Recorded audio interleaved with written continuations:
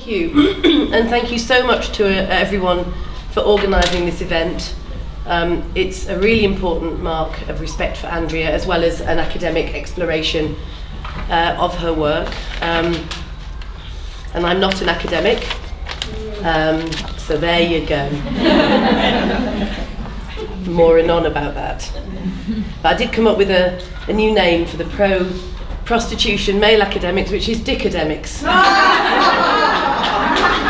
No, Andrea didn't like dickademics either very much.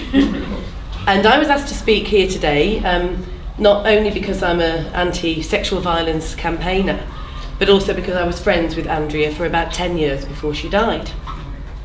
And I met her when I was 30, and in the only proper job I've ever had in my life.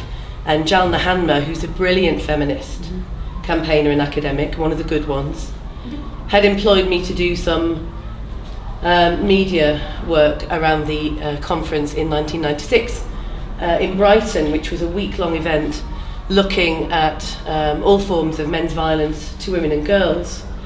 And it was a wonderful event. We had keynote speakers from all over the world. And as I was sitting in Jalna's office in Bradford at the university, trying to notch up some press interest for this event, a woman called Fiona Broadfoot walked into the room, heavily pregnant, looking very nervous, and said, "Are you Julie? I've got this for you," and handed me 3 sheets of paper on which she'd written her life story about how she'd been prostituted, age 15, and how she eventually got out and was trying to run on her own a kind of phone line help service for women in street prostitution.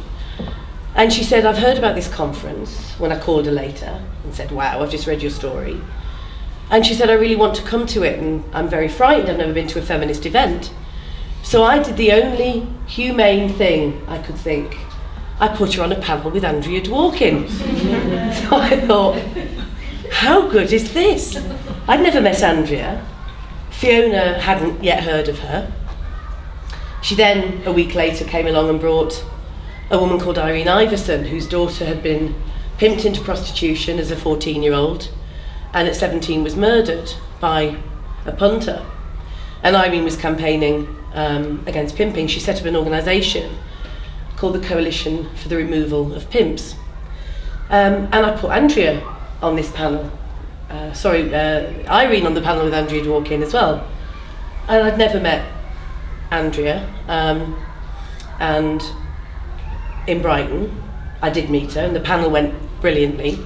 Fiona and Irene, having never spoken at anything like that before, were wonderful.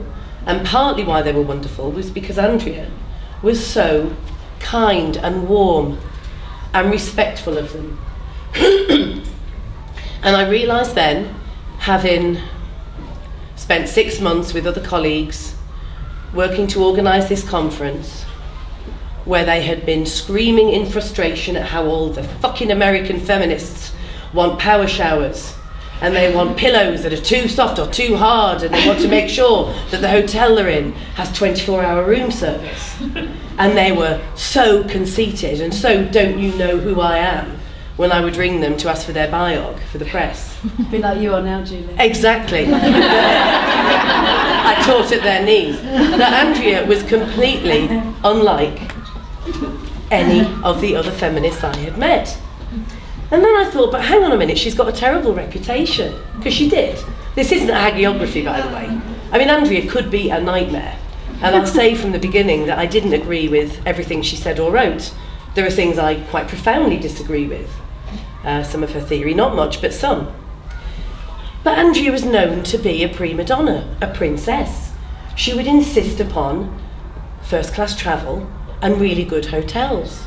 So I thought, how does this kind of match up with the Andrea that I'm seeing, who will look you right in the eye, who won't ever walk away, however boring the other person was, going on and on about how much they love her work and this passage in this book. And just her kind of, she was truly humble. And I realised that what it was, as I got to know her, that she suffered greatly, terribly, with the work that she did, was rarely, if ever, paid, had chronic health problems right the way through the time she was doing this work. And we rarely talk about these things, but her obesity was because she was a compulsive eater because of the sexual abuse, and it caused major health problems. And she was bullied and pilloried, victimised, laughed at, lied about. And she needed to actually be comfortable, as far as possible, when she was doing this horrible work. And if she wasn't being paid, and if we were dragging her halfway around the world to be laughed at by the press in whichever town she was in, then this was the least that she expected. And I think that that's fair enough. And it's just one of the examples of how we misrepresent, even in our own political movements, those women that might be seen as hard work or prima donna-ish. So that evening, we became friends very quickly, and that evening a few of us, of the conference organisers, with some of the speakers, went out for dinner. And when we all sat down, we were all women, the waiters began by calling us ladies, and they very quickly ended up calling us guys, neither of which particularly enamoured any of us. And it was then, that quickly, the first day, that I got to hear Andrea's wicked, irreverential sense of humour. She was not pure, let me tell you that. I wish she was here today for a million reasons, but one reason is because she would love bell end and tosser and words like that to describe idiot men. We didn't have those words when Andrea was alive. She couldn't even get wanker because of the transatlantic thing. And now we've got such a rich vocabulary, haven't we, within our movement to describe these idiots. So the next year, I went to visit Andrea in her home in Brooklyn, and did something very foolish. She was nocturnal, so she would pretty much write all night on this clanky old typewriter. She made a terrible noise, and then she would sort of sleep part of the day. And I went out to Coney Island really early in the morning, because all the films were shot there, the old black and whites, and I wanted to have a look round somewhere different. So I got on the subway and went all the way across the line from Brooklyn. And the first thing I saw when I got off the line in Brooklyn was a rat the size, I swear, of at least this. Or was it this? But it was big. And I'm using this term absolutely appropriately. I have a phobia. Sorry for the triggering. But I have a phobia about rodents. And so I screamed, and these huge men standing around, I think dealing drugs and doing whatever huge men do in the streets, carried me almost to the tube, because I couldn't look down, remember? Put me back on the tube, on the underground, on the whatever you call it. I got off at Brooklyn. I shook my way to Andrea's via a couple of Irish bars, of which there are many, as my colleague here knows, in Brooklyn. And she went berserk.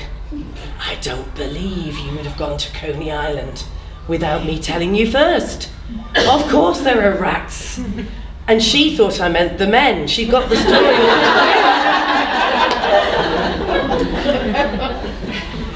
And then she came over to the UK quite soon after that, and I went to meet her at the Connaught Hotel. Remember what I was telling you about the nice hotel? So we're sitting having tea in the Connaught Hotel. It's an extremely posh 5-star London hotel. And guess what happened? We're sitting there talking about how we would quite happily kill all rapists, we'll revolutionise patriarchy, etc., when I saw a mouse running across the floor. And I screamed and fell into Andrea's arms, which were wrapped around me immediately, and she shouted, "Waiter, it's an emergency!" That was Andrea, okay? She was not precious. She was not judgmental.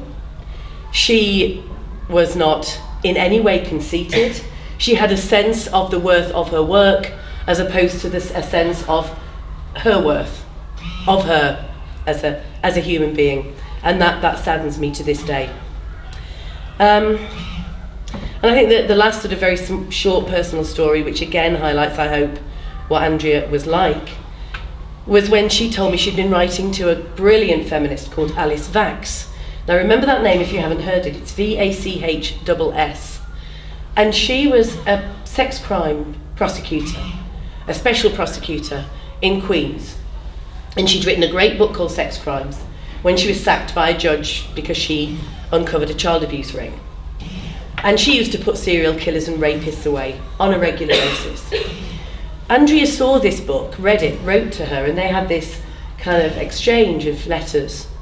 And in 1998, we were all going to be in the same city together, and Andrea asked me to introduce her to Alice, knowing what an honour it would be for me to introduce these two brilliant women. I'd become friends with Alice separately. And we went to an Italian restaurant in Greenwich Village, and we all sat down, the three of us, and the waiter, the maitre d', asked if we were waiting for our husbands. The look on Andrea's face will never leave me, or the waiters, I would imagine. But, you know, Andrea had demons, like many of us do who do this work. And she struggled to get a publisher for many of her books, and in fact for her journalism. She was a great journalistic writer. And in the late 1980s, she embarked upon the biggest and actually one of the most important projects for her, which was Scapegoat. Somebody mentioned it earlier. The Jews, Israel and Women's Liberation. And it has the most intricate political analysis about anti-Semitism, the Middle East, machismo, patriarchy and women's oppression. But you wouldn't necessarily choose that as the book by which to explain, I think, her political analysis of patriarchy, but for me, it is absolutely that. And she had a deal with the publisher that if the publisher went with Scapegoat, which they weren't that keen to do because it wasn't in Andrea's particular, what's the word? Genre? Yes, genre. They said that if you write this, then we want you to write a personal story, a memoir. And she reluctantly agreed to write Heartbreak, the political memoir of a feminist activist, which came out in 2002. And that might surprise many of you because she really didn't want to write that book. It was personal, it was painful, but extraordinary. And one other thing that we do forget about Andrea's work is that it wasn't all about pornography, and that also she was a beautiful writer. She absolutely, definitely, without question, more than any other feminist activist I've ever known, maybe except for Rachel and one or two others that I've met since she died, see herself as very much a writer, and that mattered to her. And of course, just after the Scapegoat came out, in fact I think I still hadn't read the manuscript, I received a fax, a handwritten fax from Andrea saying that she'd been raped in a hotel room in Paris, and it was heartbreaking. And another unpalatable truth about this is her partner didn't believe her, and many of the so-called feminist commentators, journalists and writers didn't believe her. And one very famous, utterly brilliant writer on child sexual abuse, who herself was a survivor, actually said to me, who would rape Andrea? The vile vitriol written by some so-called feminists was dreadful to see. And when she was looking to publish this piece in the New Statesman and then in the Guardian about how she had been raped and drugged in a hotel room in Paris, she asked me if I thought she should publish it, and I said no, absolutely not. No, because you will get attacked from every single side.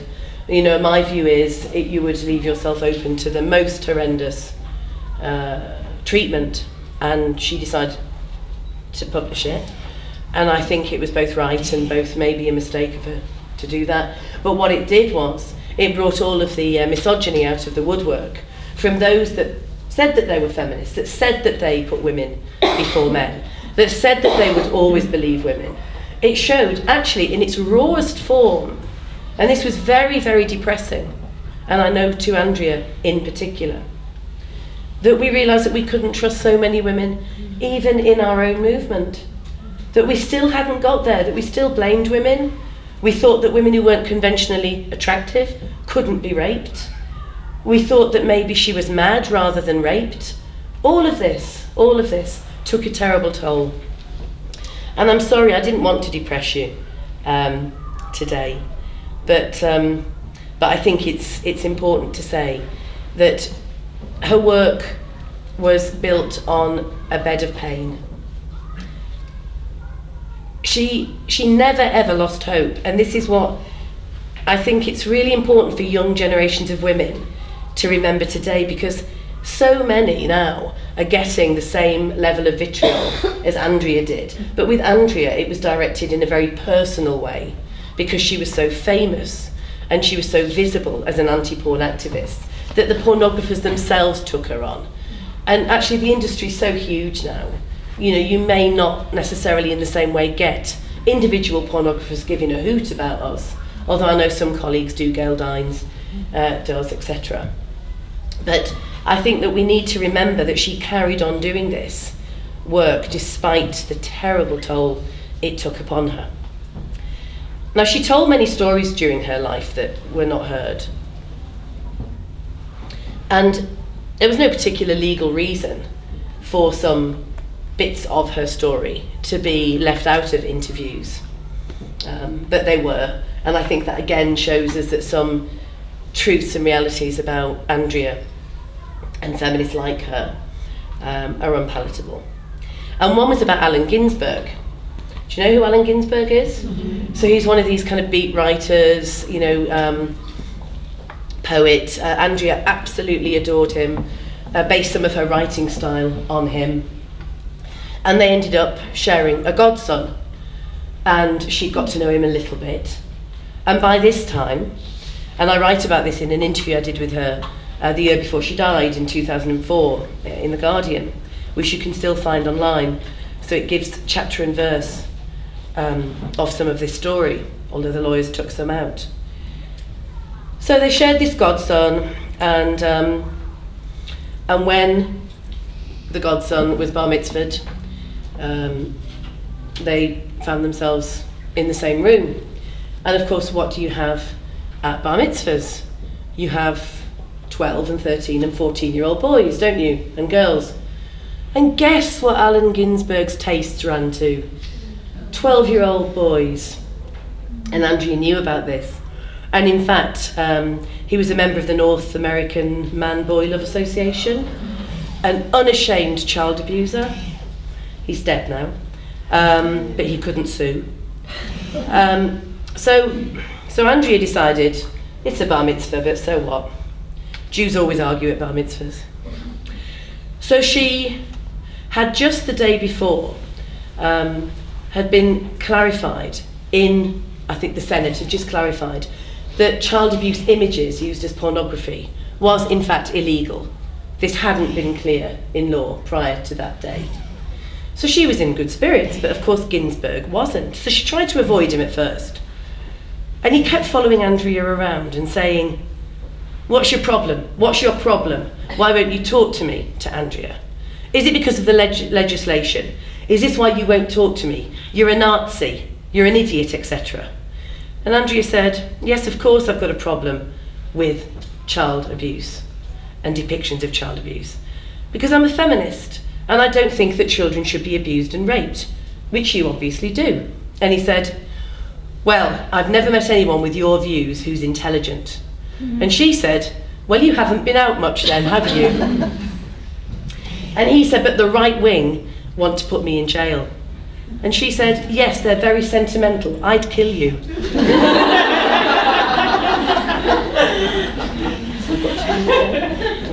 Okay. So, when Andrea died, I wrote her obituary in The Guardian. And 6 days after she died, so the day after my piece, or maybe 2 days after my piece went in The Guardian, somebody from the UK pressure group Feminists Against Censorship called Havana Markin. Feminists Against Censorship, by the way, are not actually against anything except for radical feminists. They're pro-everything. And in fact, this was one of the groups that supported Tom O'Carroll, the chair of the Paedophile Information Exchange, to be members of the NCCL, which is now Liberty. So this is a lovely bunch they are. And Havana Markin, before Andrea was actually cold, just slated her and said that she had taken women's rights away to be prostituted, to be abused in pornography. She quoted Anna Lopez, who's founder of the which one is it again? The IUSW, the International Union of Sex Workers, which, as you know, is not a union at all, has no sex workers in it, etc., etc. And she just completely slated her. And I thought, and Julia made this point earlier, which other great thinker, great intellect, great writer, somebody like Christopher Hitchens even, that wasn't a patch on her as a public figure and a writer, who would you then have such personal vitriol in an article following her death 2 days after her obituary? Who? Name me one male intellectual that this would happen to. It just wouldn't. So I think if Andrea were here today, with all the identifarians, you know, the kind of queery, phobic, triggery, content notey people, those that scream whorephobe, she'd be a big whorephobe, would Andrea? What would she think? What would she think of that? She once said in response to the epidemic of rape and other forms of male violence to women, we should all be armed. Well, I reckon she might want to turn her gun towards those misogynistic female collaborators. But you know what? She wouldn't shoot to kill, because she was a good feminist. And she recognised that these were male collaborators doing men's work for them. And her manners were beautiful, and the way that she fought her battles was absolutely right. We shouldn't kill these people. It's too liberal a solution. We have to work at it until they no longer have louder voices than we have. Thank you. I just wanted to add a couple of personal reminiscences, because I knew Andrea. Okay, I knew Andrea in the early '80s in New York City.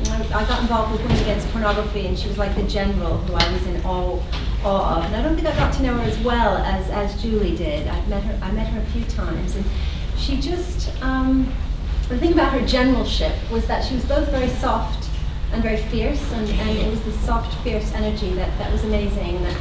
And a couple of times, I was starting to write then, and I was writing an anti-porn article, and she agreed to meet me and look over the article, which was extremely generous, because I was just a little whippersnapper. She didn't need to meet me, but she did. And it was amazing. And then a year later, I got a job at the War Resisters League, which is an international pacifist organization, and I remember her saying, how could you work for such, I don't remember the word, obviously it wasn't wankers. It might have been jerk-offs, because we use that word in New York. She said, well, how could you work with such jerk-offs? Do you know what they're into pedophilia, they're into pornography. And I said, but they're pacifists. And she said, huh, And so she was very critical of that. But after I worked there for 6 months, I managed to get an article into the War Resisters League journal called Porn is War, Porn is Fascism. It's still online. And she agreed to work with me on it, which was just amazing. So I was just very thrilled. We got this article in, and the board of directors of the War Resisters League got so freaked out that they called an emergency general meeting, because this anti-porn article was in there, and they said, well, they didn't know they were involved with Women Against Porn. I was like, what's the problem with that? Yeah, I'm into pacifism and I'm into anti-porn. And they said, well, it's very problematic. And they started talking about restructuring the magazine, so they could restructure me out of a job. And so Andrea said, I told you so. You didn't believe me, you thought pacifists were okay. And so anyway, that was that for the War Resisters League. And I just to keep it brief, I have a couple of other memories of her, which is of Snuff was showing at the 8th Street Playhouse, made in South America, where life is cheap, where they actually show a woman being disemboweled. And all the feminists were talking about what to do, and in one of the few bits of direct action I've done, which I'm very proud of, I ended up smashing windows and getting with a friend, we smashed the windows and we got it stopped. Now, you're not meant to say that at university, but back in the day we did that. Some of us, we got away with it. It's a different world now. And Andrea was both really supportive, but I think it was slightly sniffy that she hadn't done it herself. And she was just this presence in the background in Women Against Pornography, amongst other kind of famous feminists who were like the board of directors, like Susan Brown Miller and John Raymond, who I sort of again learned at the knees of and learned everything I know from, and fought in my mind against. Did feel like, no, this isn't right. It couldn't be this bad. I don't believe that they hate us this much. But came around to it, and it was just an honor to know her, and it made a huge difference. And I'm glad that there are still a few of us who knew her when she was alive. Thank you. To share that.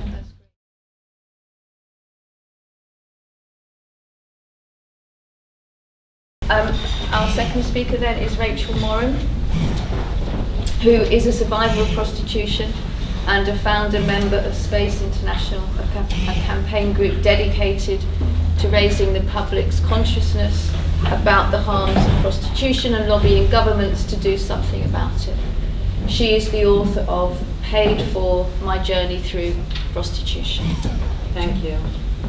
Hello everybody, I recognise a good many of your faces, so I'm going to do my best not to be preaching to the converted here. For those of you who I don't know or don't know anything of me, I was in prostitution for 7 years, from I was 15 until I was 22. And a couple of years after I got out of prostitution, I started writing about what prostitution is. And a good many years later, it took me 10 years to write that book and another year to edit it. So it was published just 2 years ago. And it's a funny thing to me to think back when I started writing that book, and for most of the years of writing it, it was just about telling the truth on the screen, and it was just me and the computer, and I had no involvement whatsoever in abolition or in the feminist movement in any way, shape or form. So I really had no clue about what I was about to be catapulted into, which has been bizarre on many levels, and also very gratifying and wonderful thing to be involved in. But what I'm going to talk about first of all is a bit about the women, and particularly the sex trade surviving women like Andrea, or Andrea, I believe she pronounced her name, Andrea. We always say Andrea in Ireland, so I'm not being rude. What that meant to me, because when I gave up the struggle that went on in my mind for about 2 or 3 years towards the end of writing that book, about whether or not I would put my own name on it, when I eventually decided I couldn't live with myself if I didn't, then a whole new set of fears arrived to be dealt with. And one of them was how I was going to cope with everybody knowing me business, because believe it or not, I'm actually very private, and I don't like people knowing more than I might want them to know. But there was absolutely no way of writing Paid For, or publishing it rather, in a way that really addressed the issue in a way that I wanted to, without opening up a window into my private life. So it was very, very important for me, and I first started to kind of feel the comfort of the women who'd come before me when Fiona, who you mentioned earlier, came over to Dublin in 2012 to support myself and the rest of the Irish women who were organising against prostitution behind the scenes, as we did for a couple of years by that point. Because in 2010, I'll condense this into a few sentences because it's far too long to get into, but in 2010 I started to reach out and make connections with people in Dublin, and there then began my activism, behind the scenes for a couple of years before, I started blogging and then my book came out. So Fiona Broadfoot came over from the UK and spoke to Irish politicians with us and told me about her story and her life, and that she had been doing this work since, I'm certain she said, the 90s. And that was very, very comforting to me, because what it gave me to understand that, okay, it hadn't been done in Ireland before, but it had been done, very close by. and that there were other women out there, and I wasn't going to have to carry this whole thing on my own shoulders. And then I got to learn a little bit more about the history of the abolitionist movement and the women who'd come before me way down through history, and realised, of course, that in fact this had been going on since the 1900s. So that was profoundly comforting to know that you were looking at 150 plus years of female struggle against exactly what it was that I knew needed to be struggled against. So I suppose I'd just like to pay respect to Andrea from the point of view of a sex trade surviving woman, because women who did that, women who came before us, made our raising our own voices that bit easier, and I think that's really important. And I suppose on one hand I'm hoping that my contribution will have the same effect. I'm also hoping my contribution won't need to have the same effect, because we'll have done away with the thing by then. But I'm laughing to myself here because I'm just thinking, listening to Julie, I profoundly hope I don't pop my clogs before you do, because some of the stories they would be on television. Stories, like I said, I'm kind of private, like there's certain things I do. But what I had intended to talk about from start to finish up here was the myths of prostitution. But we all know them, we've all heard them.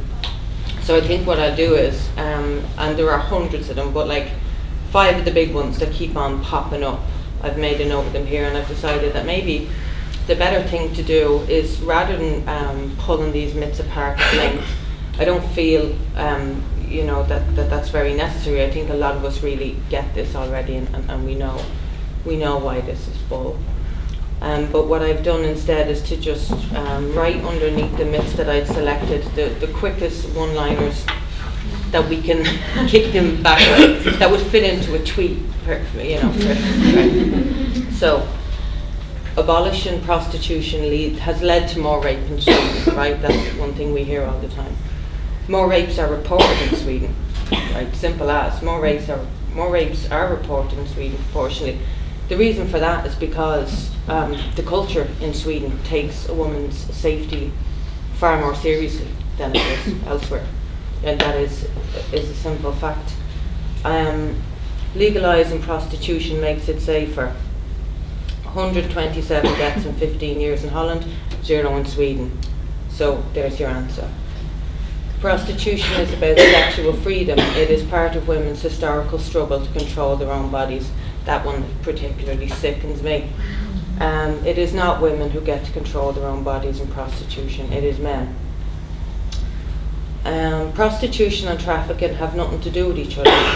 Sex trafficking exists in order to funnel women into prostitution. That's what it's there for. Yeah.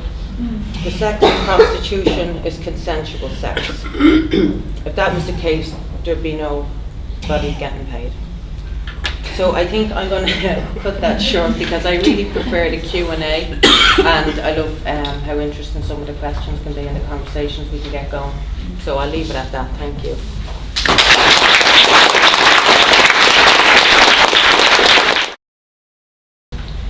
First question, comments?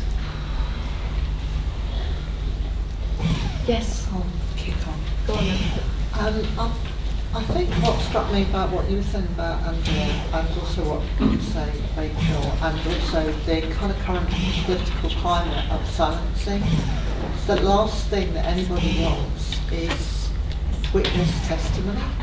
The very last, yeah. So that is when some of the stuff that Angela wrote, I think, sounds almost like a prophet. She could sort of see through the bullshit of what was going on. And likewise, that is why the anti-prostitution lobby is so, or the pro-prostitution lobby is so frightened of people like you, is because they can't pull the bullshit on you, because you can sit there and go, but I was there, I know it to be true.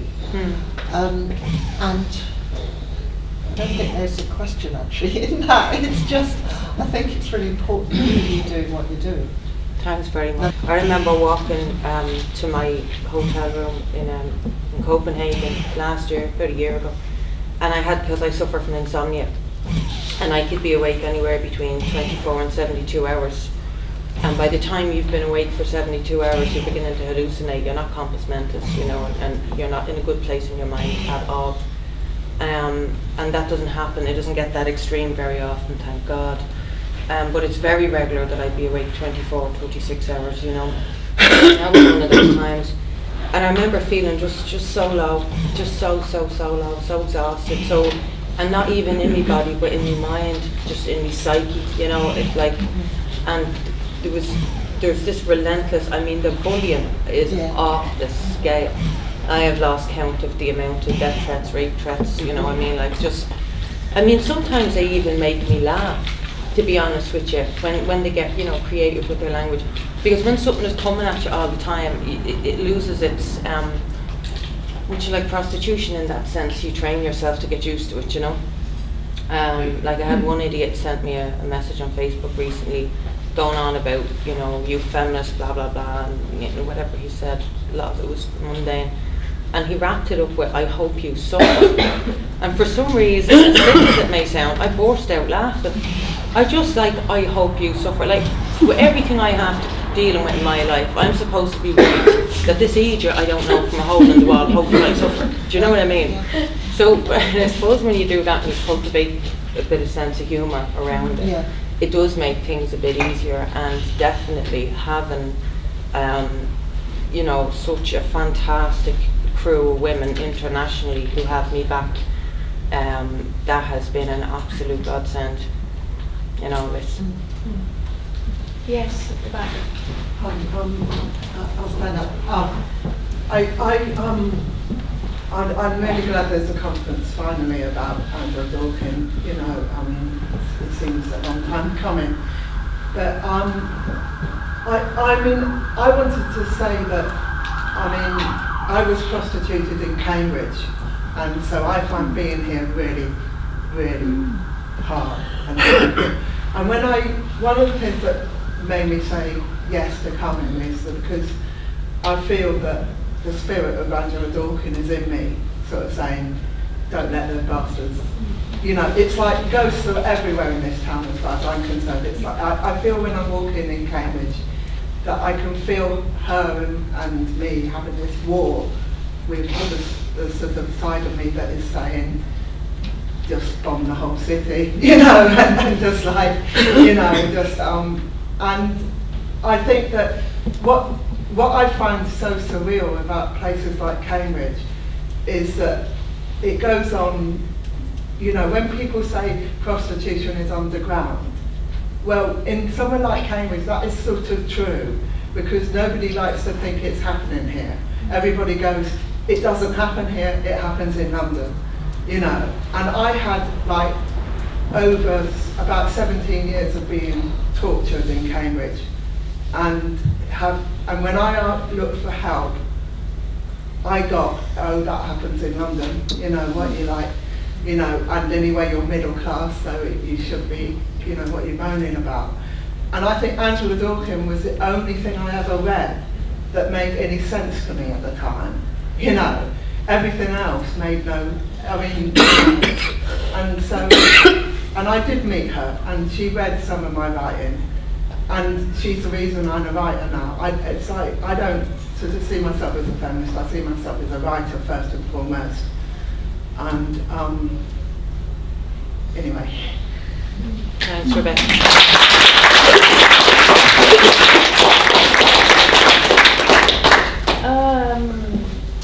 You then you, if that's okay. I think it was really interesting what you said about hearing all the voices from women through history, and I think that's a really big problem in feminism, mainstream feminism at the minute, is there's a big rejection of anything that hasn't been written in the past 5 years. There's this huge backlash against the second wave writers like Andrea, and how do we combat that? How do we tell these young women that actually there's the important stuff was being written back then, that we need to refocus ourselves on the history of the movement? I'm so glad you answered that question. I'm sorry for jumping in. Not at all. Might have been directed at Julie, but I've got to say, I have been some years thinking we have got to set about demanding and establishing that the beginning of the fourth wave has begun, and that's how we're going to kick back against that. We really have,